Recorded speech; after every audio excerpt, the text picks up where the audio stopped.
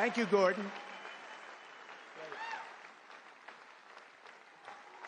The first and most urgent action when we win will be the sealing of the border, stopping the invasion, drill, baby, drill, send Joe Biden's illegal aliens back home. We'll do all of those things, and we're going to have to do them fast because no country can sustain what's happening in our country. You look at New York, where I originally came from. I love New York. And you take a look at what's happening. Hundreds of thousands of people, they've taken over the streets, Madison Avenue. They've taken over Queens. They've taken over Brooklyn and the Bronx. They've taken over the whole city. The little leaguers can't play anymore because people are there that can't play. But it took longer than I thought, but I predicted this. It's called the migrant crime, and it's far more deadly than anybody thought. They will actually have fistfights with police in the middle of the street. You saw that the other day, where they attacked police. Even our bad criminals, they never had fistfights with a cop. You know, they do things and they talk and they shout. But these guys are actually, and you know the interesting thing? In their country, if they ever did that, they'd be dead within seconds. They'd be dead.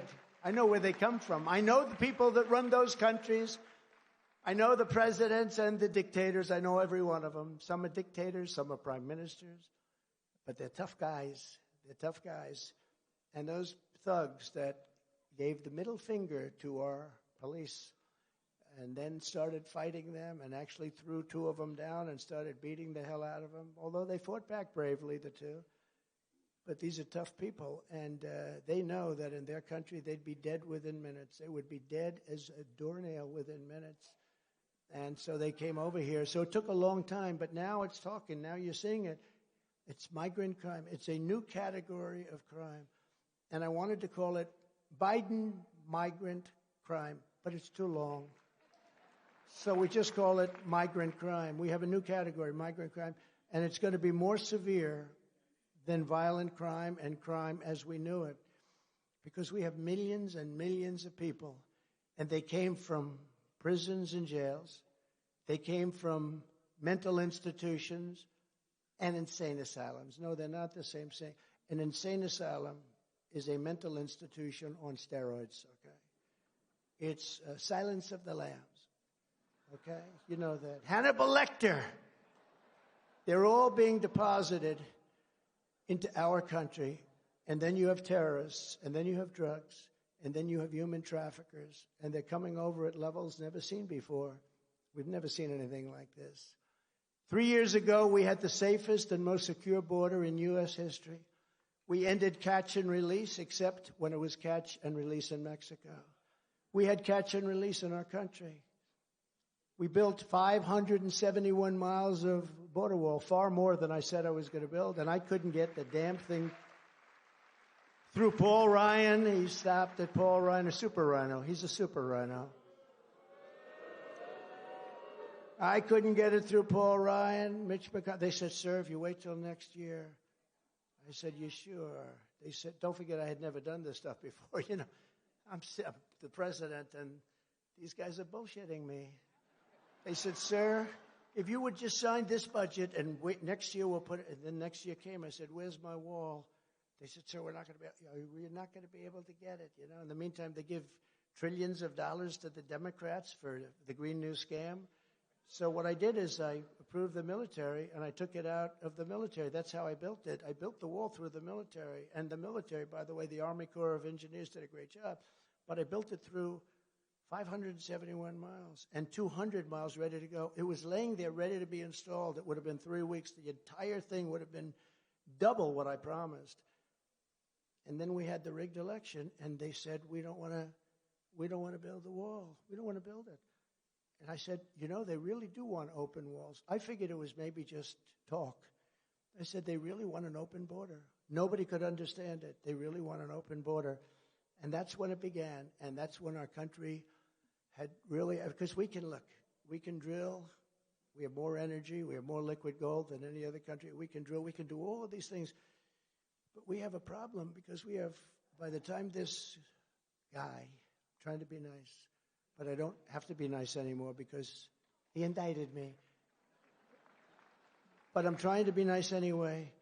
But by the time this guy gets out of office, we'll have 18 million people, in my opinion, in a country that shouldn't be here. And they do come from prisons and mental institutions, and they are terrorists. And we're going to be paying a price, and it'll be the largest deportation in the history of our country. And we have no choice.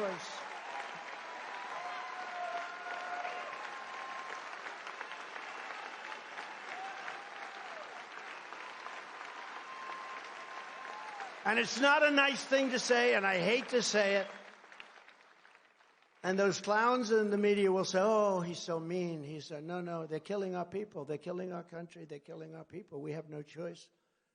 You know, when I went to Mexico, I said, Mr. President, you're going to have to give us 28,000 soldiers because the caravans, that was another name I came up with. I come up with good names.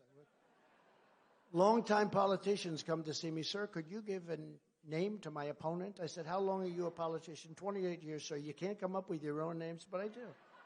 Caravan.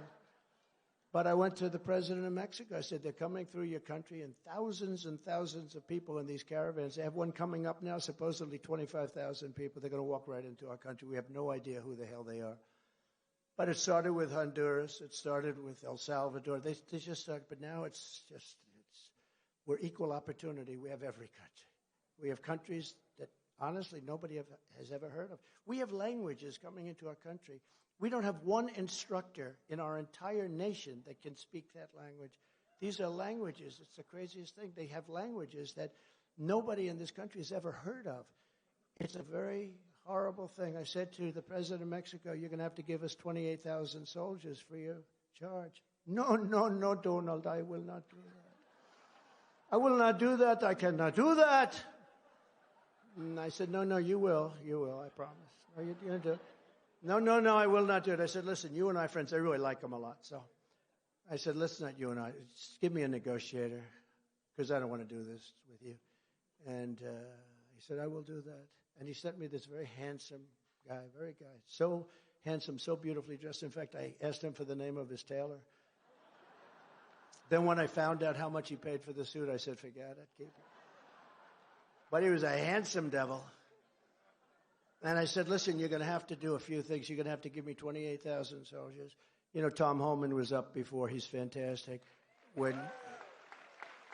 And he does go around saying, I love this guy. He says, Trump was the greatest president in history, and on the border, there has never been in his lifetime any president that was even close. And he's right about that. He's right. I mean, we know the results. But Brandon Judd, you have unbelievable people. All they had to do is leave it alone. But I said, you have to give us 28,000 soldiers. No.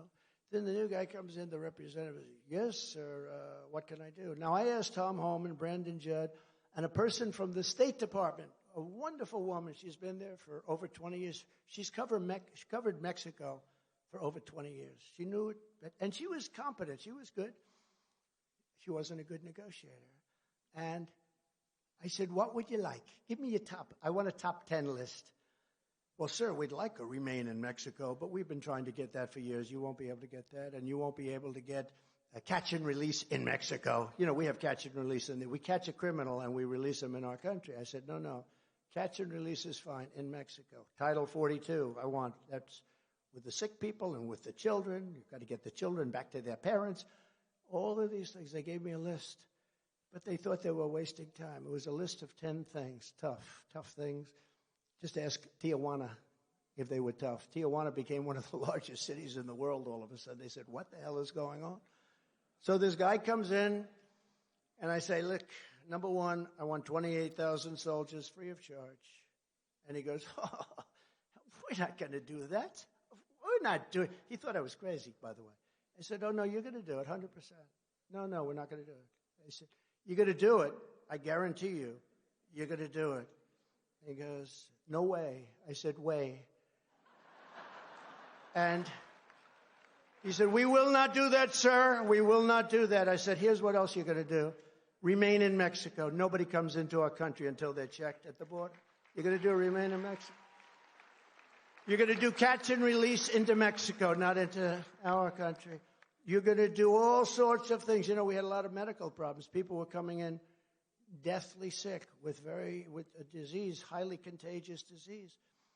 I said, I don't want our people catching these diseases that we never even heard about. They have diseases nobody's ever even heard about. I'm sorry. I feel badly for the people, but we don't want to have this contagion in our country. I'm sorry. And we did that. So we had